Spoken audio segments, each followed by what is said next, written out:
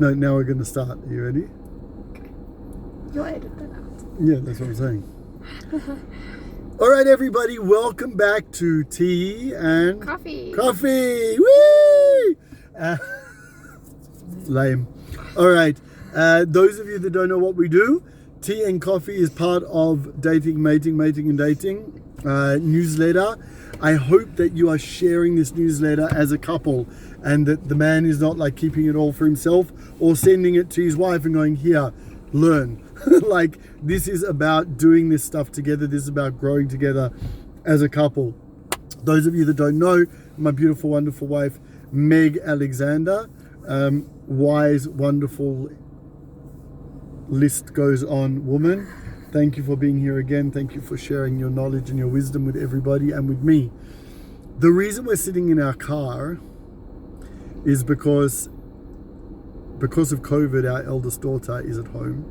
And we don't necessarily want her to hear everything that we talk about. We may be mentioning her. And there are certain things that obviously it's fine for a child to hear about themselves, and other things that, you know, they're not necessarily ready or right to hear. So that's why we are here in our car. So education of children. Indeed. That's what we want to talk about. Education of children. And Meg and I were talking before and really want to recognize in ourselves that education of our children has been one of the greatest focuses of our married life. For me, that's really a blessing because I am a teacher, and so it's like that's in my blood. And I think for the past 18 years or 16 and a half with our eldest daughter, it's been a blessing that we don't necessarily educate in the same way. We're actually... As in you and I? Yeah, you and to I. Each child. No, you and I. And to each child. Which is one of the main concepts that we want to talk about. So, yeah. Oh, you wanted to define education. Yeah, I think that's important. I think a lot of the time people think education is about sending your kid to school, and yes, that's a big part of it, but I think educating children is much more about the values that you instill in your children, and giving them tools for life, giving them tools. I often like to use the example of a toolbox, literally. And when you educate a child, you actually give them a tool to put inside that box, because one day kids are going to leave home. They're going to leave the confinements of the nest and the confinements of like the parameters that you have placed upon them as parents, and all you can hope is that you have given them the tools that they need to weather life, to take on challenges, to make decisions. And so I often like to refer literally to a toolbox and, say, yeah, we are teaching you this. It is a tool. Put it in your box. Yep. You may not use it right now, but someday you're going to have that tool in there and you can rely on it any time you like. An example of that is something that we are going through with our 11-year-old girl right now. Yeah. Is she's 11, but she has a very, very big decision that she needs to make in her life. For her, it's it's massive. And like so much so that like last night she said the reason that she wants to continue doing the thing that she's doing, her decision is whether to continue on a very serious ballet training or not after almost 4 years. And she's like this is really important to her, that the thing keeping her there is her end mission, like for when she's 20, 30 and 40. That's crazy for an 11-year-old. And we are trying to not give her an answer. We could easily turn around and say to her, all right, listen, this is the answer. It's too difficult. You're not coping. We're stopping you from going, or we're paying for this. You have to go and that's it. But we're actually taking what we call the long short road rather than the short long road. The short long road would be very quickly, here's your answer. I'm going to give you the answer. But at the end of the day, that's a long road because it's not teaching her a tool, a skill set that she'll be able to take for the rest of her life. We would rather take the hours and hours and hours of discussion and asking her questions so that she can hear for herself and processing. That seems like long, but at the end of the day, that's the short road to do it, because after she's gone through this, she'll have that tool and say, when she's trying to work out who to marry, where to send her children to educate them, all of that, what to study, all of those bigger questions, she'll be able to turn around and go, hey, that night we sat on the couch for 4 hours or whatever it was. My parents gave me the tools to make the decision. I remember when my parents were divorced when I was 11, I was 12.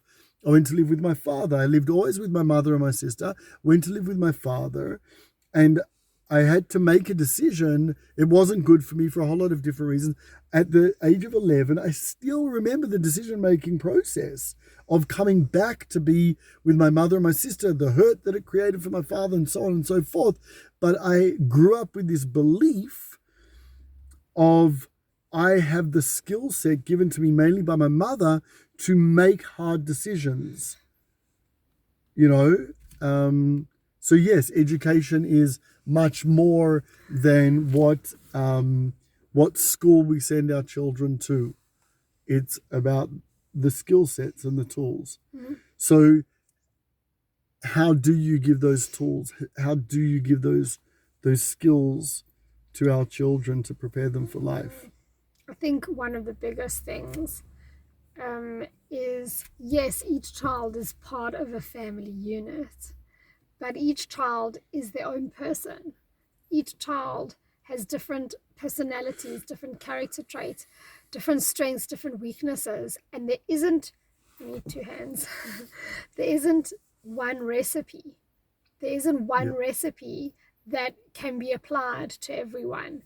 And I think that's sometimes very challenging as parents to A, accept that, and B, to realize that and then make a change and say, okay, well, this theory or this process has worked so well with this child, but I see that this child is more sensitive or more challenging or more whatever it is. Yeah. And they need in their process something different. Yep. And we as parents have to find what that difference is. Yeah, be dynamic enough and accepting enough of that person's strengths and weaknesses, beauty and ugliness, to be dynamic, to move with it. And with that type of parenting, with that mode of parenting, as Meg said, it's much harder because you get the other child going, but why did they get, or why did they do, or why is it different for us or different for them? And the answer always needs to be, because you are you and they are they, and we are as dynamic with you and we are as understanding of you as we are with them. Yeah. What that means is different modes of education, different levels of patience. Like I'm just, we're sitting out here in a kind of a field, of beautiful, and I'm looking at the different trees, and each tree needs a different space and place and sun and water, and like there are basic needs which I want us to talk about. There are basic needs that every plant here needs. It needs water, it needs sun, right? And it needs a place to put its roots. But how deep those roots are going to go depends on the tree. How much sun it needs depends on the tree, and even how it reacts to the sun, right? There's a gum tree over here that is going to keep its leaves throughout the year, and there's another tree here that it's losing everything and it's come out with spikes because it's winter, so it needs to protect itself, right? In fact, the Torah tells us man is like the tree in the field. Maybe that's one of the things that it means. Like, we are all different, and we need the differences and to be related to us through the parenting and education. That being said, how do you then, and that's called differentiation of self, by the way, in psychology, is the love of a person despite and because of their differences, which is sometimes very difficult. Yeah, which I just want to say, like within a family unit, are so difficult. And by that, I don't only mean yes, your immediate, parents, children, family, but also within the more broader sense of what a family unit is, and that is, you as a parent have siblings as well. And in actual fact, I was reading a book a while ago about education and educating children and whatever, and one of the things it was about sibling rivalry, and one of the things that one of the chapters that the book dealt with was your ownership of the role you play in your family based on the role you were in your initial family as a child. As in, if you grew up as the youngest family, we both youngest children in our families, and if you grew up as the youngest child, you are naturally going to identify with the youngest child. You are naturally going to identify with the challenges, and the oldest child challenges are far more foreign to you to identify, simply because you didn't hold that position in the family. Having said that, if you were the firstborn, then you suddenly understand the greatness, and it's your choice as a parent whether you instill all that firstborn responsibility, firstborn baggage, let's just call it, whether you choose to instill that in your child, whether you choose to carry it on, whether that was something that played a role in your life. And so, how did we get here? Talking about how we keep the basic. Right. Oh no, we were talking about differentiation of self, and how. Yeah. Right, and how that concept of differentiation of self is so broad, and how how you can see like Nathan's family, where he grew up in, there is not very much differentiation of self. Everyone has to be the same. Everyone has to fit into line.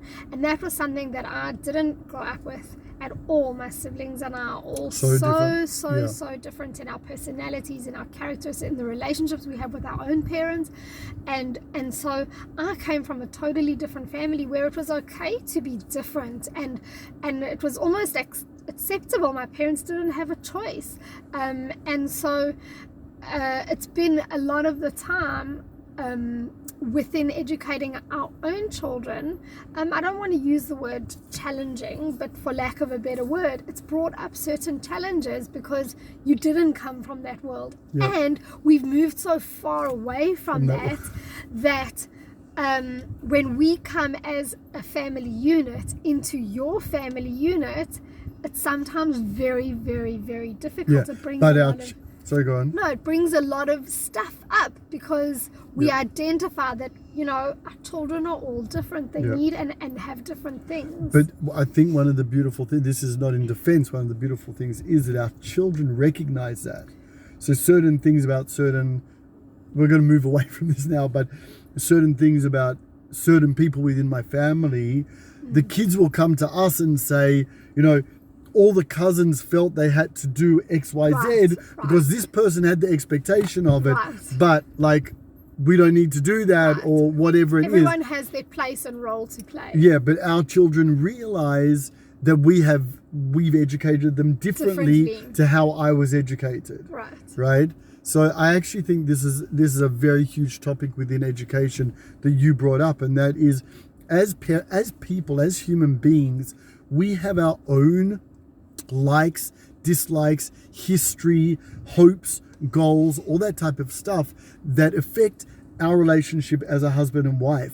But they also affect our relationship with our children, right? So for example, I am a very, very, in the past 10 years, I'm a very driven person, right? So my drivenness and my learning from my mistakes in the past of not having that drive affect the way I view our children, right? Affect the fact that I want them to have a drive. I even get frustrated when they don't have a drive, if they don't have a drive. I connect, for example, with our youngest, who can dive out of bed at any moment and move into action. Whereas others who like to, stay in bed and get out slowly, I'm like, come on, guy. And I need to realize within myself that is projection of my stuff onto them. They need to grow through that themselves. They may end, like, obviously we will teach them drive, and we do teach them drive, but they need to relate to that issue through themselves. I can't transfer all of my stuff. I can communicate to them that my hopes that they will learn from my actions, or they will learn from my mistakes in the past, or my present mistakes in whatever it is. But at the same time, just like with our 11-year-old who is going through this massive decision and may make the wrong decision because we're putting it in her hands rather than in ours, she needs to learn from that. She needs to... And there's a reason behind that. Like, there's a Behind reason what? behind giving her the ability to make that decision Of for course. herself. Of course, that's the whole point. The whole point is that at 11 years old, you need to already but learn. The reason why I'm saying that is because a lot of people go, well, 11, how can they make such a huge decision for themselves at 11 years old? And yes, we don't deny for 1 minute the gravity and the weight of a huge decision and the impact that it'll have either way on her life. But when you take away a child's ability to make a decision, then in later life, they always have the ability to turn around and say, you made that decision for me, or vice versa. They don't take ownership for the fact that they went through that process and made that decision. Ownership is a huge thing. A huge tool that we, as children, very hard to understand that concept of ownership. I made a decision that affected me such and such, and therefore I need to own the fact that the role I played in that getting me to this point. But you can't suddenly at age 20 or 21 suddenly expect a child to take ownership for the fact that they've done something or made a mistake or whatever. You can't suddenly expect them then to start taking ownership. They are a formed human at that point in time. You can't suddenly at 21 years old start trying to get your child to take ownership for the fact that they're a lazy bum. Yep, exactly. So I want to go the reverse over here, because we're talking all about giving children choice, right? And opening it up to them being them and embracing that. There has to be a balance between that, and there are standards in this family that you need to fit into, right? So the example where the expectations of the family of certain levels of priority systems,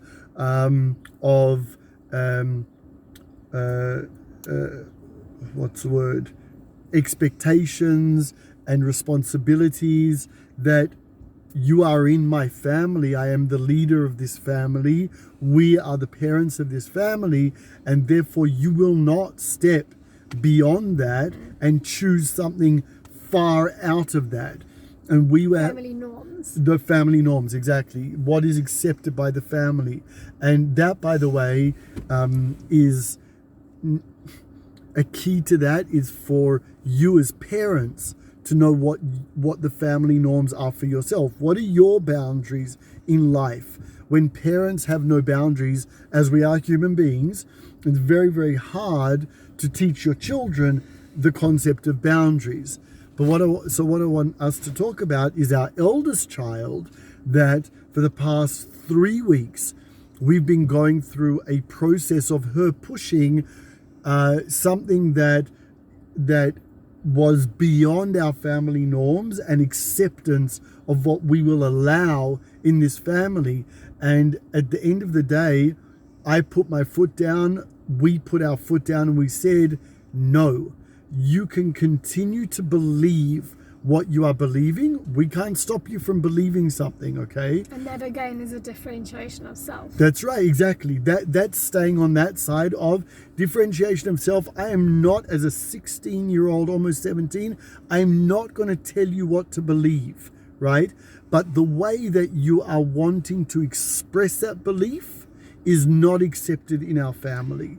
It is not allowed in our family. And what we saw, we saw great tension between us for 2 weeks. We saw depression, we saw anger, we saw a whole lot of things come out in her. Resentment to her parents and all of that. And we stood strong. And we said, once again, we're not stopping. We don't want you to stop believing what you're believing. You can believe that, and whether we agree with it or not, that's up to you. But the way that you are acting about what you believe, red line, ain't happening, right? Now, we are very, very blessed that this 16-and-a-half-year-old respects us and didn't go behind our back, right? Didn't rebel against Didn't she slightly rebelled, and even because of her respect to us, reported it to us without realizing that she'd rebelled. And then I highlighted and said, remember, I gave you very specific boundaries that if you go and do this thing, this is what you have to keep to. Well, you just told me you didn't do it, which shows us again that you are not trustworthy in taking action in that way. What happened at the end of last week? She came home from school, happy, a smile on her face, relating to our entire family differently. She still reminds us that she believes in that thing, that she's passionate about it. She's talking about it on her own small areas of social media, on her WhatsApp and all that type of stuff. But she is no longer, or she realizes that she cannot take the actions to express that belief in the way that we do not allow in our family. Yeah. And so that is two opposites that are so difficult. It is the long, short road. The side of differentiation of self, like our 11-year-old, you need to make your decision, we'll stand by it and all that type of stuff. But our 16-and-a-half-year-old, still differentiation of self, you can believe what you want to believe and all that type of stuff, but there is a red line. These are our family norms. This is what is acceptable in our family. And that is what it's going to be.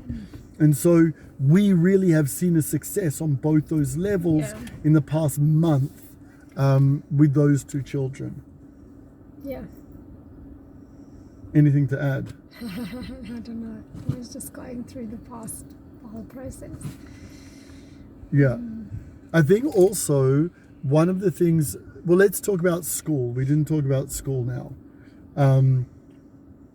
What role school, and some people homeschool their children, and depends on the country you live in and the society and the culture and all that type of stuff. But school itself, sending a child to school, we believe is one tool that is given to us by society if we choose to use it, right? So let's talk about schooling. Schooling is very different for different people around the world, depending what community and country and all that type of stuff, whether you homeschool or not homeschool. But we've always believed, and we've lived in 3 different countries, we've always believed that school is one tool that we have as parents to teach a certain area of education, subjects, English and language and mathematics and history and biology and things like that.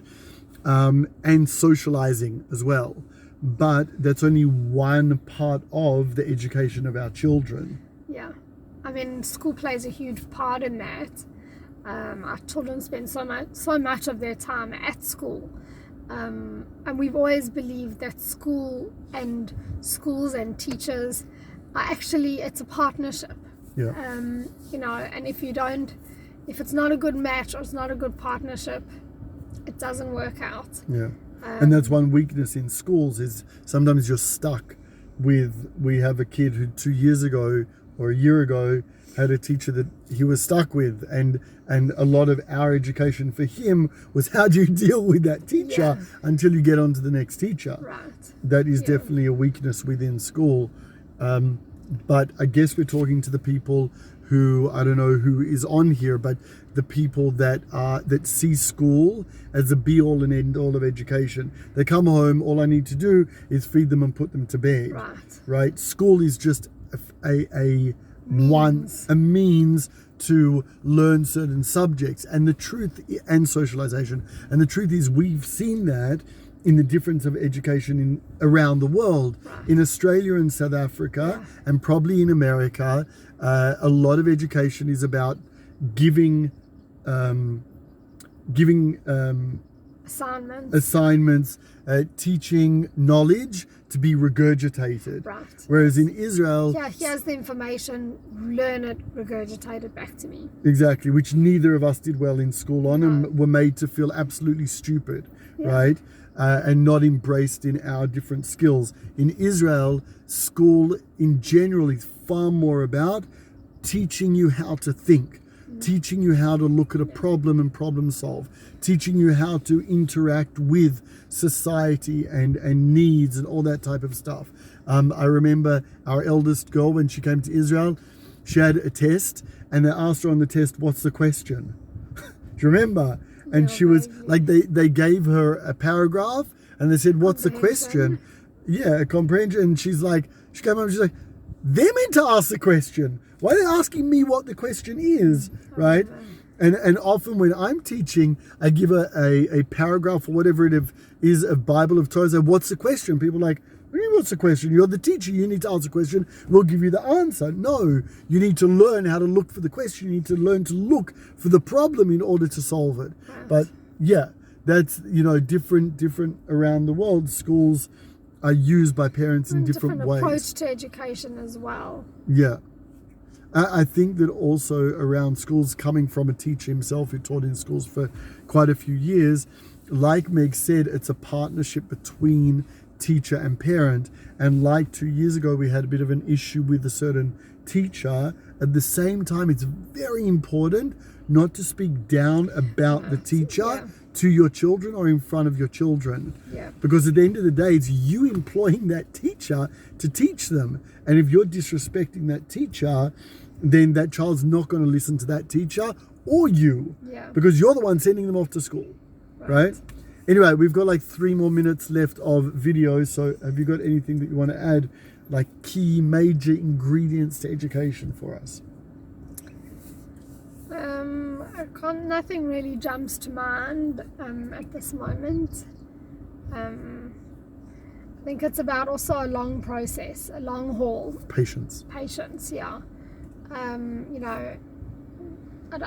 often say to myself, I only appreciate my parents now as I am a parent and have my own parents, and I think that's like something to get people and get parents through like the difficulties and challenging times, is that like someday your kids hopefully will have children of their own and will have to educate those children and will have to go through the trials and tribulations, and only then will they go like, oh my gosh, my parents were so wow, awesome. you guys, like seriously. Yep. And I hold on to that a lot.